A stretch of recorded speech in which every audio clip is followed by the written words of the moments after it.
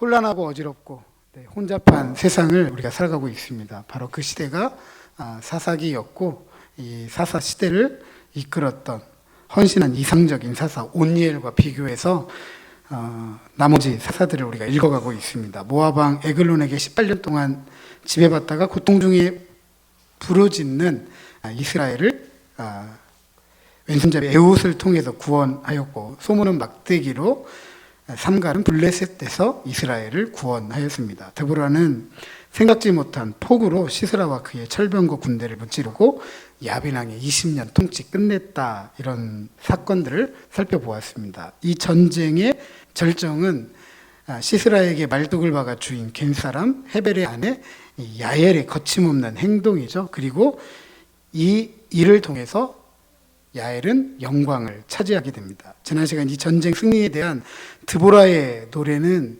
그 승리의 이유를 이렇게 밝히고 있습니다. 하나님의 약속에 대한 신뢰를 따라 즐거이 헌신하였기 때문이다. 왜냐하면 하나님의 약속의 성취를 위한 거룩한 부름의 자리에 즐거이 헌신함으로 나아가는 자들과 함께 하나님께서 지진과 폭우와 비구름을 몰고 찾아와 전쟁에 참여하시기 때문이죠. 그래서 하나님의 전쟁은 승리가 보장된 것이다. 하지만 이 승리에 함께하지 못한 이들도 있었다라는 것을 지적하고 있습니다. 오늘 본문은 이렇게 하나님의 전쟁에 참여한 이들과 참여하지 않은 이들에 대한 복과 저주, 상과 벌을 이야기하고 있습니다. 먼저 23절에 참여하지 않은 이들에 대한 저주를 이야기합니다. 여호와의 사자가 갑자기 등장합니다. 드보라의 원래 이 직책이 뭐죠? 드보라의 원래 직책이 뭐죠? 선지자였죠. 사사가 되기 전에 하나님의 말씀을 들어서 백성들에게 전했던 선지자였습니다. 지금의 복과 저주, 상과 벌이 드보라의 개인적인 생각이 아니라는 거죠. 하나님의 말씀을 받아 전하는 드보라의 이 하나님의 신탁이다. 그렇기 때문에 여호와의 사자의 등장은 지금 하는 이 이야기가 분명한 하나님의 말씀이다. 분명히 기억하고 듣고 마음에 새겨야 된다라고 우리에게 이야기하고 있는 것입니다. 하나님의 신탁은 이런 거였습니다. 메로스를 저주하라. 메로스를 저주하라. 메로스는 성경에서 단 한 번 등장하는 단어인데 지역의 이름이면 분명합니다. 어떤 장소를 말하기는 하는데 오늘날 정확한 위치는 알 수가 없습니다. 아마도 앞선 기송강에서 시작된 이 드보라의 전쟁이 무기토까지 확전이 되면서 이 전쟁의 소용돌이 속에 포함되어져 있던 어떤 지역이었던 것 같습니다. 그리고 이 전쟁에 참여한 지파들, 에브라임, 베냐민, 므낫세, 스불론, 이사갈, 납달리 지파들과 반면에 참여하지 않은 지파들, 루벤, 길르앗, 저편에 있는 거민들, 단과 아셀, 이 앞에 언급하고 있는데 그것을 유추해 본다고 한다면 메로스 역시 이 전쟁에 참여하지 않은 지역의 거민들이다라는 것을 알 수가 있습니다. 그래서 23절에 여호와를 돕지 않았다, 여호와를 도와서 용사를 치지 않았다라고 책망을 하고 있습니다. 왜냐하면 드보라의 전쟁은 하나님의 전쟁이었기 때문에 하나님의 전쟁에 참여하는 사람들은 하나님의 편, 그러니까 하나님의 전쟁에 참여하는 자들을 돕는 건 누구를 돕는 것과 똑같아요? 하나님을 돕는 것과 똑같은 것이죠. 근데 하나님을 돕지 않았다. 이 전쟁에 참여하지 않았다라고 하면서 그 결과가 뭐냐 하면 저주하라. 성경에는 거듭 저주하라 이렇게 말하고 있습니다. 히브리 성경에 보면 저주하라는 동소가 3번이 등장해요. 저주하라, 저주하라, 저주하라. 이렇게 반복적으로 쓰이고 있다라는 것은 메로스에게 하나님의 저주가 강력하게 임하기를 바라는, 저주가 퍼붓기를 바라는 그런 마음이다라는 것을 알 수가 있습니다. 이처럼 하나님은 자신의 전쟁, 별들의 전쟁이죠. 이 별들의 전쟁에 즐거이 헌신하지 않고 자기의 안위를 위해서 신학계에 앉아 피리를 불거나 생존을 위해 배와 항만의 삶의 자리를 떠나지 못하고 강 건너 불구경하듯 하던 그 사람들, 저주받을 자다라고 분명하게 가르치고 있습니다. 중요한 것은 메로스가 어디냐, 어디에 있느냐가 중요하지 않다라는 것입니다. 우리가 살아가는 삶의 자리, 물론 중요하지만 이 삶의 자리가 주를 위해서 무엇을 하는 자리이냐, 주님을 위해서 내가 무엇을 하는 자리이냐가 중요한 거죠. 주님을 의지하고 우리가 즐거이 헌신하느냐, 우리에게 맡겨진 신앙의 책임을 다 하느냐, 이것이 중요하다는 것입니다. 반면에 24절에 보면 겐사람 헤벨의 아내 야엘의 이야기는 저주받을 메르스와는 강한 대조를 이루고 있습니다. 우리 24절 같이 한번 읽어보시죠. 24절입니다. 시작.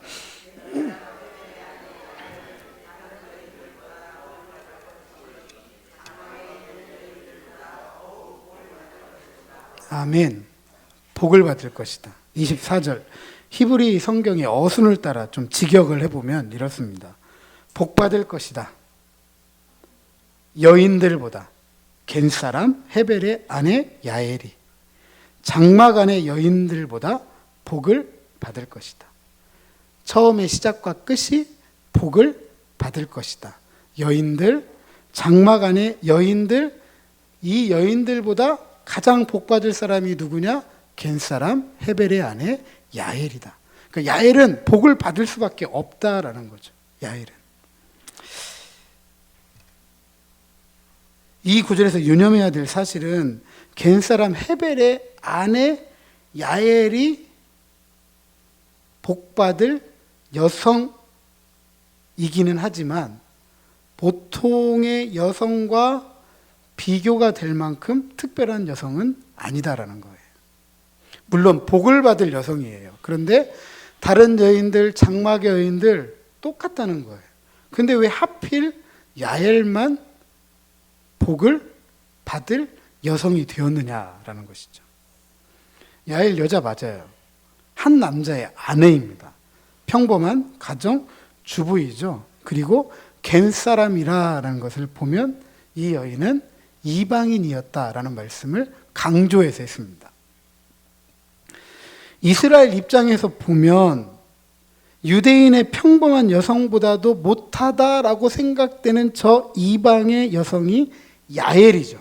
그런데 이스라엘 지파들 중에서도 이 전쟁에 참여하지 않은 이들이 있어요. 그럼에도 불구하고 야엘은 이 전쟁에 헌신하며 참여했다. 여성이 한 남자의 아내가 평범한 주부가, 가정주부가, 그것도 이방인이. 별들의 전쟁의 승리를 노래 부르는 사람이 누구라고요? 여자. 한 남자의 아내.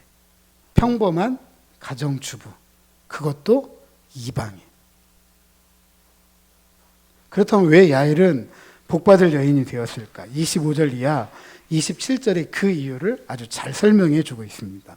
기송강의 하나님의 참전으로 벌어진 폭우 때문에 철병거 900대를 잃고 도망치던 시스라의 이야기로 시작합니다. 이 이야기는 앞선 사장에 잘 기록하고 있어요. 오늘 본문에는 그 이야기 중에 가장 핵심적이고 영웅적인 이야기, 시스라를 죽이는 야엘의 행동을 아주 천천히 그리고 자세하게, 그것도 감각적으로 그려주고 있습니다. 마치 우리가 뭐 드라마를 보거나 영화를 보면 이 장면을 슬로우 비디오로 확대해가지고 그 장면을 슬로우 비디오로 보여주고 있는 것과 똑같아요. 시스라는 야엘에게 물을 달라고 합니다. 시스라에게 물은 그리 달갑지 않은 것일 수도 있어요. 왜냐하면 패배를 몰랐던 철병거 900대, 그것을 이끄는 용병 장수가 무엇 때문에 지금 이 지경이 됐죠? 무엇 때문에 이 지경 됐죠? 물 때문에 이렇게 됐잖아요. 물 때문에. 물에 빠진 강아지 꼴이 되었어요. 지금. 그런데 죽음의 물을 피해서 도망쳐 왔는데 다시 뭐 달라고 해요? 물 달라고 합니다. 좀 위험스럽죠. 물을 피해서 왔으면 물가에 가지를 말아야지. 다시 물 달라고 해요. 물에 빠진 강아지가 더 나빠질 수도 있겠다라는 것을 우리에게 암시를 해줍니다. 다시 말씀드리면 시스라 곧 죽겠다. 이처럼 물을 구하는 시스라에게 야엘은 우유, 엉긴 젖을 귀한 그릇에 담아 내뒀습니다. 이것은 목축업을 하는 이들이 손님에게 내어줄 수 있는 가장 최상의 것이에요. 가장 최상의 것. 이런 야엘의 행동은 야엘이 할 수 있는 가장 일반적인 일이에요. 그죠? 손님이 오면 가장 좋은 것 내어주는 것 너무 자연스럽고 일반적이에요. 손님에게 최선을 다하는 행동이죠. 그 시스라는 이런 야엘의 행동을 의심하지 않은 거죠. 그래서 그것을 받아 먹게 됩니다. 시스라가 지금 어떤 상황이죠? 시스라는 지금 어떤 상황이죠? 편안하게 앉아가지고 젖을 마실 수 있는 그런 상황인가요? 지금 전쟁 중이잖아요. 전쟁 중에 지금 도망치고 있어요.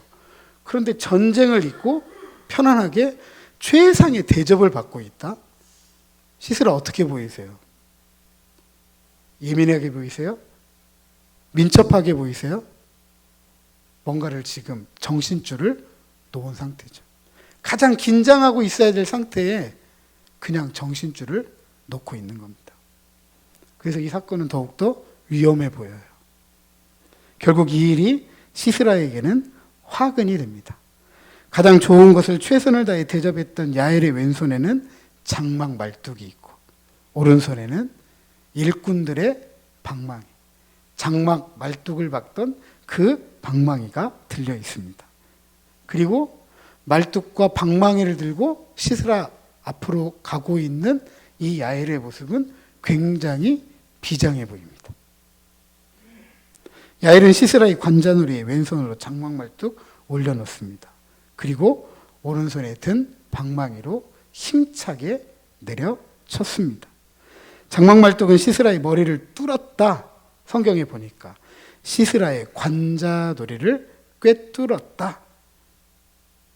26절에 반복하고 있습니다.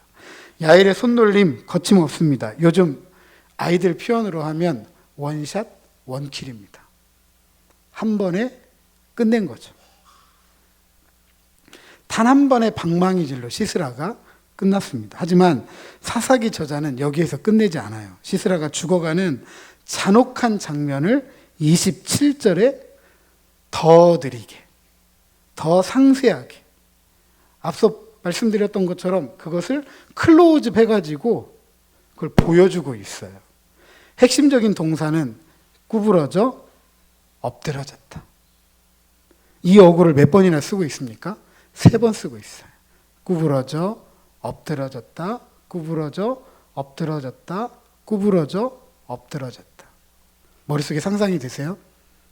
머리에 말뚝이 박혀가지고 바로 죽지도 못한 채 구부러졌다가 엎드러지고, 구부러졌다가 엎드러지고, 구부러졌다가 엎드러지고, 그리고 마침내 시스라가 야엘 앞에 죽고 말았습니다.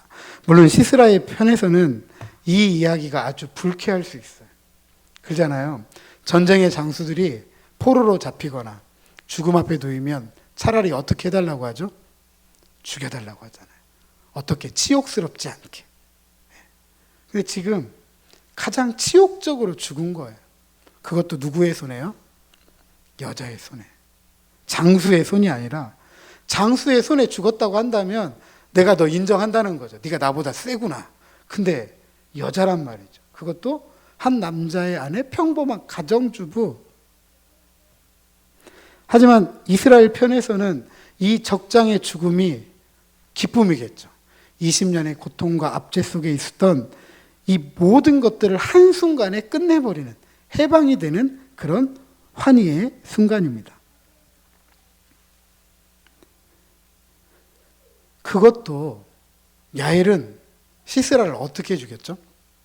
장막 말뚝과 방망이로 죽였습니다. 시스라는 어떤 사람이죠? 철병거 900대를 통솔하던 사람이죠.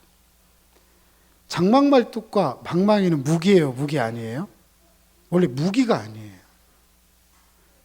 천막을 지탱하기 위해서 땅에 박는 게 말뚝이잖아요. 그냥 평범하고 일상적인 삶의 도구일 뿐이에요. 그런데 그 도구로 철병거 900대를 통솔하는 시스라를 죽이게 됩니다.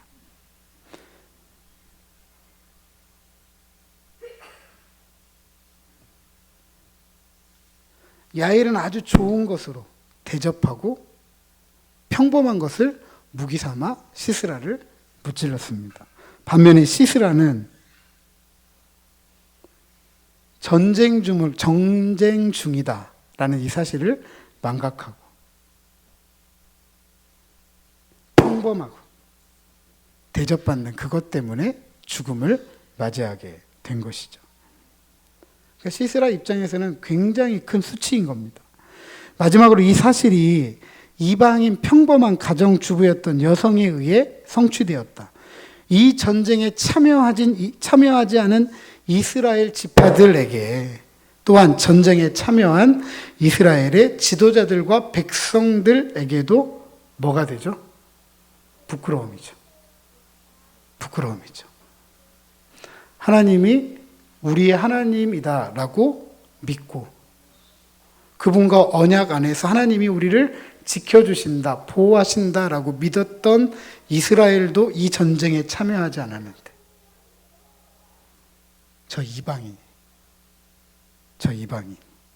이 전쟁을 승리로 이끌었습니다. 이처럼 이방인의 많은 여인들 중에 한 여인이었던 야엘의 가장 평범하고 일상적인 행동이 가장 용맹스러운 행동이 되었습니다. 이 용맹스러운 행동이 20년 동안의 고통과 압제중에 있었던 이스라엘을 구원하는 하나님의 큰 일에 쓰임을 받았습니다. 그러기에 하나님이 영광을 위해 살아간다라고 할 때 그것은 특별한 것이 아닙니다. 특별한 것만이 전부가 아닙니다. 여성이어도 괜찮습니다. 노인이어도 괜찮습니다. 어린이여도 괜찮아요. 가난해도 배우지 못해도 괜찮습니다. 지위가 없어도 괜찮고요. 건강하지 못해도 괜찮습니다. 하나님은 가장 평범하고 일상적인 그 행동과 삶을 통해서 하나님의 크고 놀랍고 위대한 일들을 이루시기 때문입니다. 28절 이하 30절까지 보면 드보라의 이야기에 지금까지 등장하지 않았던 한 여성이 등장을 합니다. 이 여성은 누구죠? 시스라의 어머니입니다. 아마 시스라의 어머니가 직접 한 이야기를 듣고 쓴 게 아니라 작가적 상상력이죠. 아들을 기다린 전쟁터에 내보내는 어머니의 기다림이겠죠. 그걸 상상하며 이야기하는 겁니다. 시스라의 어머니는 아들의 죽음을 모르죠. 그죠? 아들이 더디 온다라고 하면서 창문 너머를 바라보고 있습니다. 이제나 올까? 저제나 올까? 그리고 그 창문 너머로 아들을 불러봅니다. 그의 병거가 어찌하여 더디 오는가? 그의 병거들의 걸음, 병거들의 바퀴가 어찌하여 늦어지는가? 시스라가 죽은지 모르고 시스라가 늦게 오는 것, 아들이 늦게 오는 이유가 이 병거 때문에, 병거의 바퀴 때문에 못 온다라고 탓하고 있는 거예요. 좀 병거가 빨리 달려가지고 바퀴가 빨리 움직여가지고 온다면 벌써 도착했을 텐데 왜 이렇게 더디 오는 거야? 빨리 와라! 라고 지금 시스라의 어머니가 아들을 부르고 있는 거예요. 얼마나 초조하고 불안했겠어요. 그잖아요. 이스라엘과 하마스의 전쟁에 팔레스타인은 한 9천여 명, 이스라엘도 전사자가 있겠죠. 한 1,400여 명 이렇게 죽었다라고 방송에 나오더라고요. 러시아 우크라이나 1년 전쟁하는 동안에 죽은 숫자가 며칠 안에 이렇게 벌어졌다 이렇게 말할 정도로 상당히 큰 세계적인 사건이 되고 있습니다. 그 전쟁터에 보낸 부모님들 마음 어떻겠어요? 치열한 이 전쟁터에서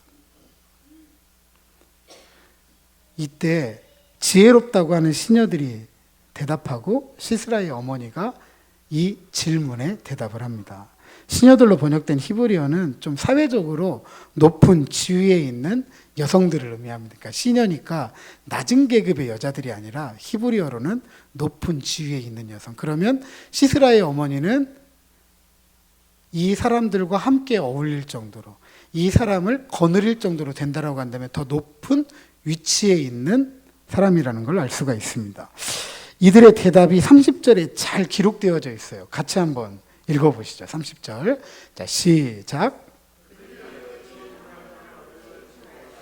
그것을 나누지 못하였으랴. 사람마다 한두 처녀를 얻었으리로다. 시스라는 채색 옷을 노략하였으리니 그것은 수놓은 채색 옷이로다. 곧 양쪽에 수놓은 채색 옷이리니 노략한 자의 목에 꾸미리로다 하였으리라. 아멘. 시스라의 더딘 이 개선이 이 지혜로운 시녀들과 시스라의 어머니는 이렇게 생각했습니다. 전리품 때문이다. 전리품을 나누느라고 좀 더디게 오는구나. 이렇게 이제 생각을 한 거죠. 그렇게 대답을 한 거예요. 그러니까 더디 오니까 불안하고 초조한데 이것을 달래기 위해서 전리품 때문이다. 승리했는데 전리품을 나누다 보니까 늦어지는 것이다. 이렇게 이야기하면서 지금 무엇을 얻는 거예요? 위로를 얻는 거죠. 위로를 얻는 거죠. 근데 우리가 알다시피 이 위로가 헛된 위로임을 잘 알고 있습니다. 왜냐하면 시스라가 벌써 죽었잖아요. 돌아오지 못할 사람이잖아요. 그런데 그 일을 모르고 지혜롭다 하는 사람들이 이렇게 이야기하고 있는 것입니다. 시스라의 더딘 개선, 전쟁을 통해 수탈하고 노력한 전리품 나누기 때문인데 이들의 생각이 참으로 참담하다, 잔혹하다라는 것도 우리가 생각해 봐야 됩니다. 왜냐하면 여성이 여성을 대하는 태도, 여성이 여성을 보는 태도가 문제가 있습니다. 첫 번째로 전리품을 이렇게 표현합니다. 한두 처녀를 얻었다, 얻는 것이다. 사람을 지금 뭘로 취급하는 거예요? 물건 취급하는 거죠. 한두 처녀를 얻는다. 그런데 처녀라고 번역된 히브리어는 여성의 자궁을 의미합니다. 구약 성경에서 여성을 자궁으로 묘사하는 이 표현은 여기에 딱 한 번 등장합니다. 다 여성을 여성으로 표현해요. 여성을 자궁으로 표현하는 건 이 성경 구절, 한 구절입니다. 이런 이해는 포로로 잡힌 처녀들 한 사람 한 사람을 인격적으로 여기는 것이 아니라 단순한 생산의 수단. 여성의 자궁은 자녀를 낳는 거잖아요. 그러니까 생산의 수단으로 보는 거죠. 뿐만 아니라 성적 놀이개로 이야기를 하는 거예요.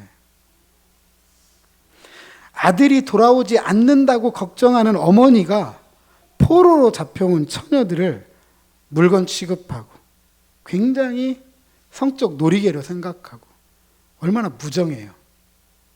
얼마나. 굉장히 탐욕스럽잖아요. 그래서일까요? 아들이 두 여성에 의해서 잔혹하게 처참하게 죽임을 당합니다.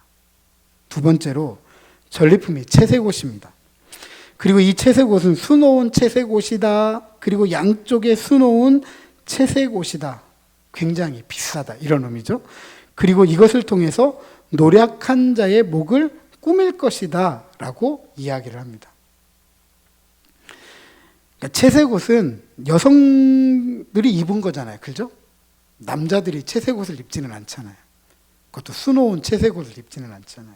대부분 여자들이 화려하게 꾸미고 입을 때 입는 옷이 채색옷, 수놓은 채색옷입니다. 결국 채색옷은 누구를 상징하냐면 여성을 상징하는 거예요. 이처럼 가난한 여성들은 패배한 나라와 민족의 여성들에 대해서 취하는 태도에 대해서 양심의 가책이나 궁유를 찾아볼 수가 없습니다. 오히려 가나안의 여성들은 지배자의 폭력적 특징을 가지고 있습니다. 아모스는 이런 가나안의 태도에 대해서 최소한의 사람에 대한 존중을 잃었다, 부정했다라고 하면서 공의와 정의를 잃었다라고 평가했습니다. 그래서일까요? 그래서 폭력적이었던 아들 시스라, 비범하고 담대한 한 여성에 의해서 잔혹하고 처참하게 죽고 말았던 것입니다. 시스라의 어머니의 꿈 같은 이야기는 결말이 없이 끝납니다. 아들이 죽었다라는 소식을 들은 것도 아니고, 그죠? 돌아오지 못할 아들을 기다리고 있는 어머니로 끝을 맺고 있습니다. 얼마나 허망합니까? 얼마나. 죽임을 당한 아들을 통해서 누릴 수 없는 허망한 꿈을 꾸면서 지혜롭다라고 이야기를 하는 거죠. 얼마나 어리석어요. 아마 이 성경을 읽는 사람들은 이 여자들 조롱했을 거예요. 어리석다고. 아들 벌써 죽었어. 헛된 꿈이야.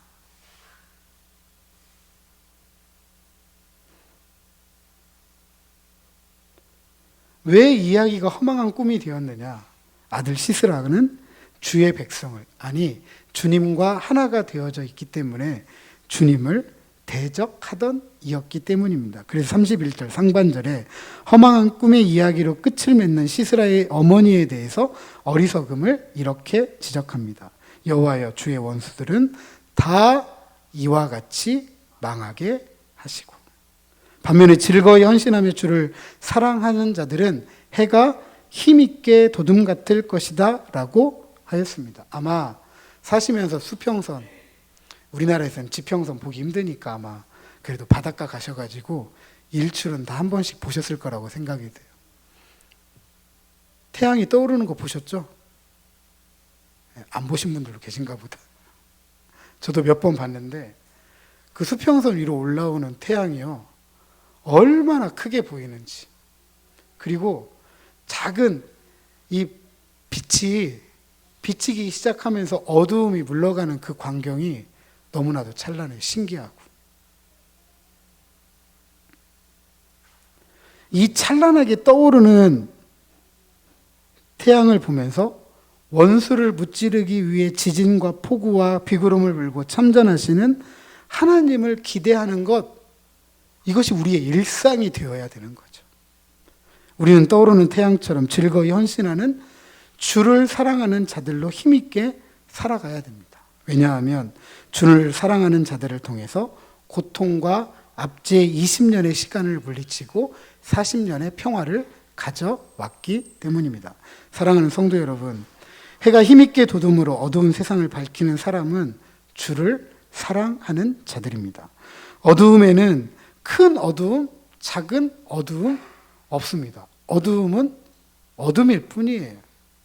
어둠은 그저 어둠인데 혼란하고 혼잡하고 어지러운 세상을 살아가면서 많은 분들이 그래요. 세상이 변화되어져야 된다. 세상을 변화시키겠다라고 큰 소리 칩니다. 문제는 그렇게 큰 소리 치는 우리가 어두운 사람들이에요. 어두운 사람들. 어두운 사람이 어두운 세상에 대해서 변해야 된다, 변화시키겠다라고 말한들 결국 그 결말은 어두울 뿐이에요. 역사가 증거하지 않습니까? 세상을 변화시켰던 많은 사람들이 변화를 위해서 뛰어들었잖아요. 근데 결국에는 또다시 어두워졌고, 또 외치고 밝은 빛을 비추는 것처럼 보였지만 또다시 어두워지고 그랬습니다. 교회 역사도 그랬어요. 교회 역사도. 어떻게 보면 오늘 교회 역사는 어둠의 역사다라고 해도 틀린 말이 아닌 것 같습니다. 하나님의 말씀이 왕이다라고 믿으면서도 이 말씀은 오간데 없고 그냥 우리들의 생각에 옳은 대로, 사사기가 이야기하는 것처럼 자기 속견에 옳은 대로 말하고 행동하는 것 같습니다. 그래서 교회조차도 혼란하고 어지럽고 혼잡합니다. 그런 교회가 어떻게 세상에 빛이, 세상에 소금의 역할을 할 수 있겠습니까? 마치 소경이 소경을 인도하는 것과 같습니다. 그래서 혼란하고 온잡하고 어지러운 세상을 살면서 세상이 변화되어야 된다. 세상을 변화시키겠다라고 큰 소리 치려면은 이 세상에 속하면 안 됩니다. 이 세상의 어둠을 물리치고 찬란한 빛을 비출 수 있는 사람이어야 되죠. 빛이어야 돼요. 소금이어야 돼요. 그래야 어둠을 어둠이라고 말할 수 있고 죄를 죄라고 말할 수 있는 것입니다. 그렇게 할 수 있을 때 어둠에서 나올 수 있는 거죠. 왜냐하면 어디로 가야 될지 방향이 분명하기 때문에 그렇습니다. 권위의 부재, 리더십의 결여의 시대에 혼란하고 혼잡하고 어지러운 세상 속에서 분명한 방향, 참된 길을 가르쳐주고 보여줄 수 있어야 되는 것입니다. 예수님은 그 분명한 방향, 참된 길이 되셨고 그 방향과 길이 되도록 이 세상에 교회를 두셨습니다. 그리고 이 교회를 세상의 소금이다, 세상의 빛이다 라고 하였습니다. 왜냐하면 교회가 세상의 참된 길, 참된 진리, 참된 생명이 되신 예수님을 품고 있기 때문이죠. 이 주님을 사랑하는 하나님의 백성, 하나님의 자녀, 그리스도의 제자들이 어두운 세상을 찬란하게 비출 큰 빛, 태양으로 힘있게 솟아올라야 합니다. 그리야 할 때 혼잡하고 어지럽고 혼란한 세상에 참된 하나님의 평화를 이루고 성취하기 때문입니다. 그렇다면 우리 자신에게 물어봐야 됩니다. 저를 한번 따라서 하시죠. 나는 주님을 사랑하는가? 한 번 더 물어보시죠. 나는 주님을 사랑하는가? 옆에 있는 분들 한번 여쭤보시죠. 당신은 주님을 사랑하십니까? 주님을 사랑하는 사람들은 주의 거룩한 말씀에 즐거이 헌신하는 사람들입니다. 그렇게 주를 사랑하고 즐거이 헌신하는 하나님의 백성들, 하나님의 자녀들, 그리스도의 제자, 교회는 어두운 세상에 빛을 비추어야 합니다. 썩어져가고 부패되어져가는 세상에 소금이 되어서 그것을 막아야 하는 것이죠. 세상이 어둡다고 어두운 이유가 우리의 죄악 때문이라고, 이 죄악을 해결할 수 있는 유일한 참된 길과 진리 그리고 생명이 예수 그리스도라고, 그것을 외치고 전하고 그것을 살아야 합니다. 그리할 때 어두운 세상에서 하나님을 영화롭게 하는 하나님의 사람들, 하나님의 백성들, 그리스도의 제자들이 일어나는 것입니다. 우리가 기도하는 것처럼 하늘에서 이루어진 하나님의 뜻이 이 땅에 이루어지고 성취될 것입니다. 부디 어두운 세상을 밝히는 주님을 사랑하는 자들로 힘있게 일어나서 하늘의 참된 진리와 생명의 길을 외치고 전하고 그것을 살아감으로써 한 사람 한 영혼 살림이 하나님 나라 이루고 성취해 갈 때 하나님을 영화롭게 하는 저와 여러분 우리 모두가 되시기를 주님의 이름으로 축복합니다.